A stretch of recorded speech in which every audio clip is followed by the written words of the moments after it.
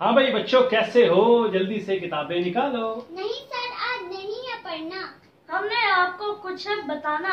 अच्छा, चले फिर बतलाएं, जो कहना है खुल के कहें। सर, इसने मेरा पेन चुराया, रेजर और शार्पनर भी छुपाया।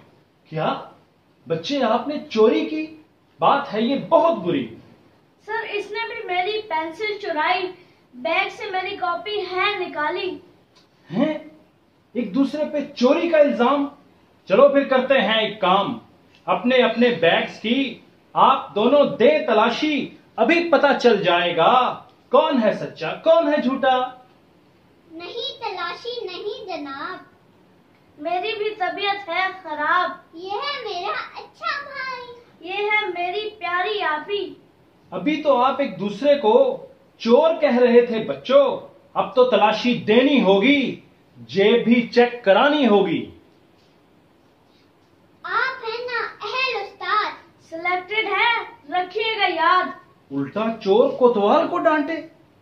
तलाशी दो अब सीधी तरह से। तलाशी देने में मसला क्या है? सच्चे हो तो खतरा क्या है? तलाशी देने में मसला है, जमहूरियत को खतरा है। अच्छा, चोरी बचाने का नाम जमहूरियत? बात है ये बिल्कुल गलत।